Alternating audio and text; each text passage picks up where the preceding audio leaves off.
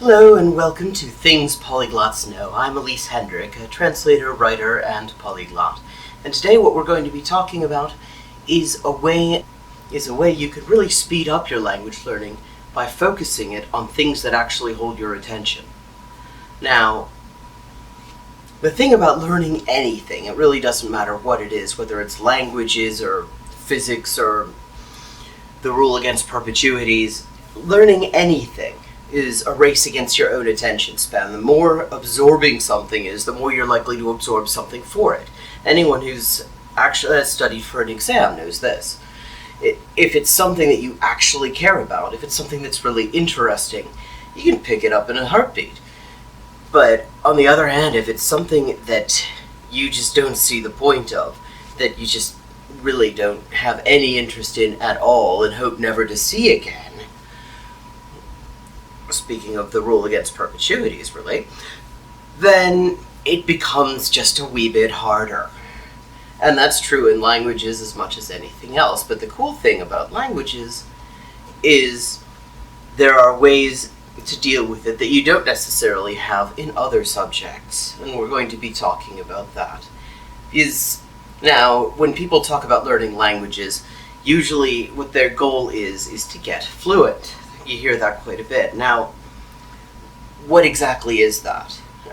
The problem with this concept of fluency is, in the abstract, it just doesn't really exist. It's always contextual. I mean, is anyone really completely fluent over the entire breadth of their native language? Or, in other words, that they can speak fluently no matter what the subject is that comes up, whether it's particle physics or postmodern music theory or socialist realism in the graphic arts. I don't think that there are all that many people who can do that. I mean, I know in my case, when I'm talking about this, for example, I sound quite fluent, and indeed I am. But anyone who's been bird watching with me knows that there are definite limits. Anytime I attempt to describe any but roughly about maybe 10 birds species, I end up saying things like, it's a blue fat bird. And really, I think that the world of ornithology would benefit from my whole taxonomy there. It's so much simpler to work with. But that's the thing.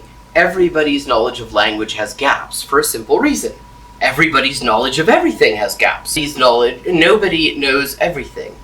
There are some things that people can talk for a long time about because either they know a lot about it, or in many cases, they at the very least know long enough to bullshit you about it. And there are many cases where you just don't know anything about it. You wouldn't even know where to start. You don't have even the terminology to fake it. So are you fluent in the language to the extent you're dealing with an area where you don't even have the basic terminology in order to fake being able to talk about it? I would say probably not. I mean, when you get down to it, most people, when they're talking about a subject they really know well, their fluency is at its absolute height. But engage them on something that they don't know anything about, and suddenly they stumble just as much as an intermediate language learner, even if it's their native language. Fluency is relative, and it's important to keep that in mind. Fluency is not an abstract thing that you can simply get over the entire breadth of whatever it is, whatever language you're learning. Knowing that there's no such thing as being 100% fluent over the entire length and breadth of a language actually is freeing, because it means you can focus your studies on things that you'll actually spend the most time talking, reading, and thinking about, and you'll learn faster for it. Because the great thing about language is that it is basically everywhere. No matter what it is you're talking about, whatever it is you're doing, there's probably going to be some language involved in it, whether your thing is cooking, whether your thing is union organizing, whether it's medieval history, whether it's auto repair or, say, particle physics, just to bring that up again for some reason, because I'm running out of examples. There's language in it. You can point language at anything and it will have something to say. Because of that, no matter what subject you're into, there's actually a reasonable chance of finding materials in whatever your target language is. Of course, there's some limits to that. I mean, if your big thing is skating and your target language is Latin, you may have a bit of a rough go of it, but who knows? There's probably some language nerd out there who has actually dedicated time to coming up with more or less authentic Latin terms to describe concepts related to skateboarding. It's not at all impossible. I've actually seen a Latin phrase book that had "Beam me up, Scotty" in it, which you can imagine probably was not a phrase that you will find in the classic Latin texts. And here's the thing about language textbooks. I mean, that's what most people try to learn from. I mean, those are the books that people focus on, language textbooks. But what are they really? When you get down to it, a language textbook is just a collection of example sentences. It is giving you example sentences to illustrate concepts, and it explicates them. So you will have, Das Auto steht vor dem Haus. And you'll have some explication. Das Auto because it's neuter, dem Haus because it's neuter and dative, vor meaning in front of or before, and that's all it is. It's an example sentence to illustrate concepts. But the thing about language is, you can find example sentences anywhere. I mean, if you're learning English, this video is full of example sentences for you that probably illustrate some syntactical or grammatical or idiomatic concept that may be of interest. Whatever you're looking at is going to offer example sentences. I mean, if you pick up, as I've occasionally done, say, the civil code of a country that speaks your target language, you'll find illustrative examples of linguistic concepts, very largely if-then sentences in all their glory. And that is true no matter what it is. So you can, if you know where to look, if you've got the right search terms, you can find sets of example sentences in your target language dealing with the subjects you actually care about. And that is going to allow you to make a lot faster progress than if you're using very neutral example sentences from a language textbook that perhaps don't relate to anything that particularly interests you. You can actually find Star Trek dubbed into, I don't even know how many languages, pretty much everything in the EU except for Dutch because they use subtitles, and the Scandinavian ones they don't dub, except for like children's cartoons and things like that. But even that, if you're looking at the subtitles, you're going to be learning terminology. If Star Trek is your thing, you'll be learning Star Trek-related terminology. And if that's the thing that you're talking about anyway to people when you open your mouth and actually have something to say, well, that's going to be one of the more important things for you to learn because it's important to you. And that's what it really comes down to. It's always going to be about what's important to you. There's some aspects, some things in language you probably don't care at all about. You're never probably going to have any likelihood of talking about them. But if they should ever come up, you can always go and look them up the way you do whenever you're trying to figure out something that you've never heard of and you want to find out what it means, whatever language it's in. Now, one example of this, and it's a personal favorite of mine, is what I'm just going to kind of call the John Grisham. The way it works is you take a book that you know practically by heart, and you find a translated edition of it in your target language. Now, the reason I call it the John Grisham method is quite simply that it's very easy to find books by John Grisham in translation. You can find them in pretty much any language, and the book that somehow I ended up really doing this with was The Firm, which you can find in all sorts of languages. I mean, I've got a whole collection of them here. I've got it in, I've got John Grisham in Serbian, I've got it in Croatian, I've got books by him in Croatian, Bulgarian, Japanese, Korean, French, Spanish, Italian. I've even got John Grisham books in Farsi. one in a really bad PDF form, because it's really hard to find an actual paperback of The Firm in the wild, at least in Farsi edition. But if anyone watching this has a line on one, feel free to let me know in the comments, because I would very much be interested. That's one of the languages I'm working on right now.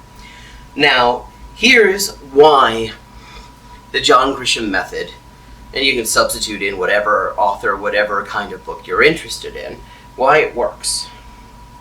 If you're already familiar with what's being said in a book, what's happening, what's going on, then you can pay more attention to how it's being said in your target language, so you can learn vocabulary from that, because you already essentially have the English version or your, starting native language version in your head already.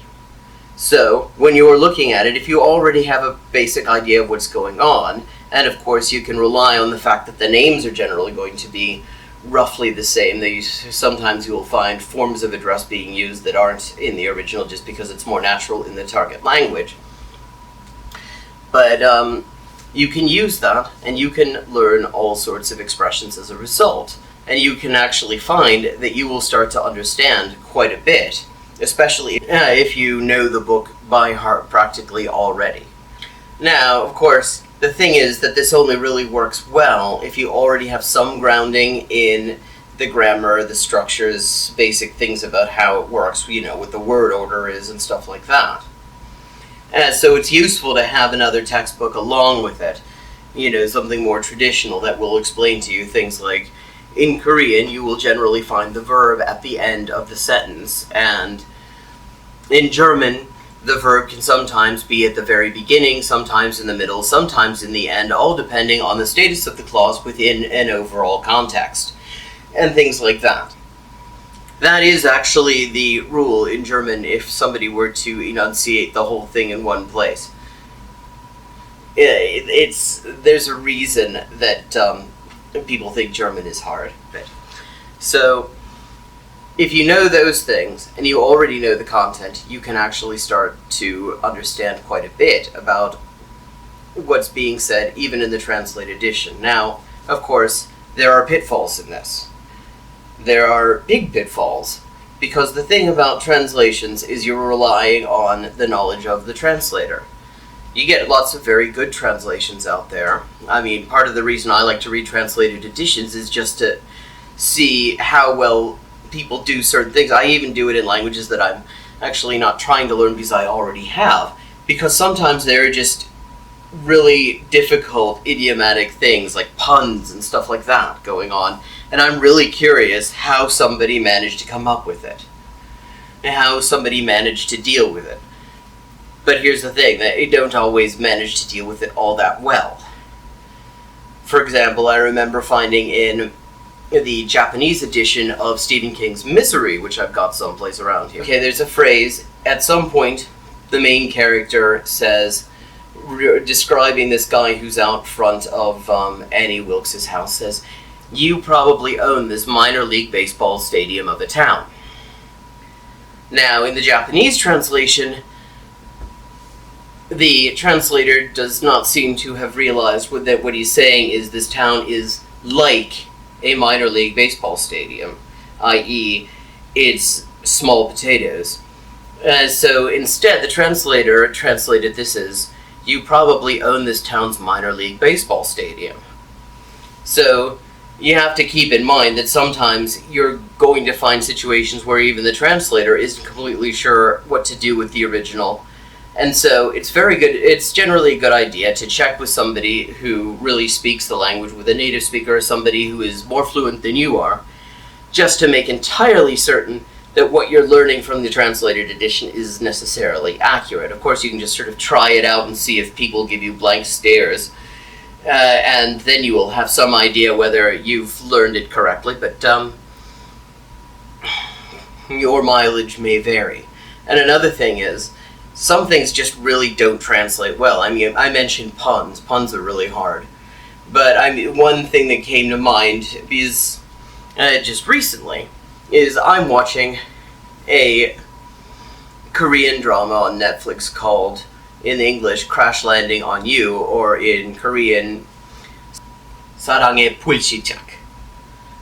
This story, when without spoiling it, because it's highly recommendable, I quite like it, but I don't want to give anything away in case you decide on the strength of this to start watching it, is the main character is a South Korean woman who ends up as part of a completely bizarre accident landing in North Korea and having to hide out there. One of the things that is recurring in this show is the significant differences between North Korean and South Korean dialect. That is constantly a thing, because they really are quite different.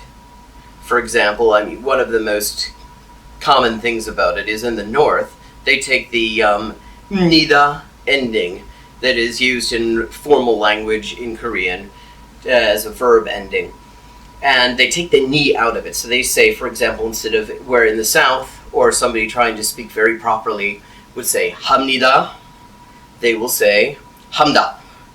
Where somebody might say, for example, for I'm sorry in the South, 미안합니다. In the North, they will say 미안합니다. And then they're just simply different words for things. Completely different words. And this comes up quite a bit because the main character doesn't understand a single thing about North Korean dialect, because and the people she's with, apart from one, have absolutely no idea about specific South Korean expressions. But here's the thing. If you're watching this with English subtitles, there's basically no way that somebody can capture that. There's basically, the translator does, I will have to say, fair play, she did a really good job with it, as well as anyone could, by, for example, at one point, one of the North Korean soldiers who accuses the main character of lying, says, "Stop lying," something, and he says, "후라이 그만 가고." Now that is, and completely different to what they would say in the South. Now, of course, this dialect difference does not exist in this way in English, but the translator decided to go with something else. She decided to use the Cockney rhyming slang for lie, porky. And so whenever the Northerners are using this word hurai, she translated it as porkies, whereas the South Korean main characters, of course, using standard North American English. So, but these are things that you do have to keep in mind when you're reading translations. However, even with those caveats in place, you can learn a great deal by doing it. I've gotten a grounding in quite a few languages just by starting out reading translations of things that I'm familiar with. And that is just a special case of this general idea, just to come back to the more general thing as I'm wrapping this up, that you want to focus on things you actually care about, that you will actually talk about, that really hold your interest. You can find books on just about any subject, or videos. YouTube is full of stuff on it. Some of it, quality does vary a little bit, but you can find pretty much anything on YouTube. And, on the internet in general, you can find pretty much any subject that you're interested in whatever language you're interested in.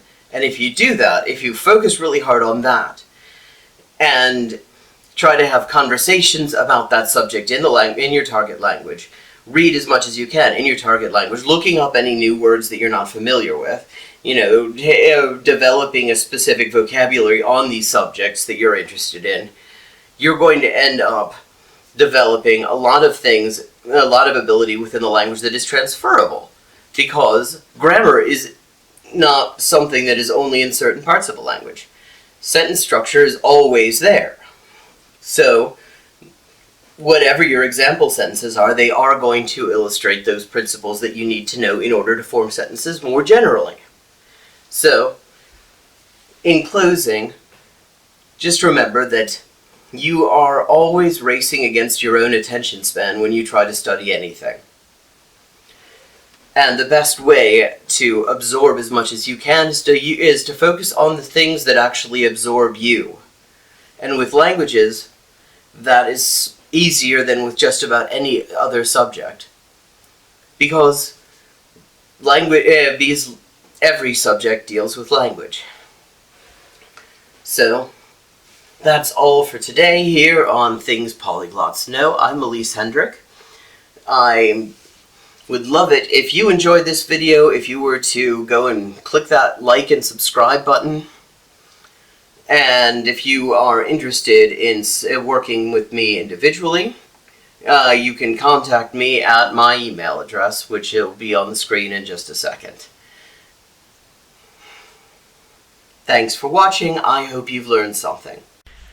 If you enjoyed this, I'd absolutely love it if you were to like and subscribe, and likewise, I'm always happy to find new supporters on my Patreon page. The address for that will be appearing on screen right about now. Until next time, bis dann.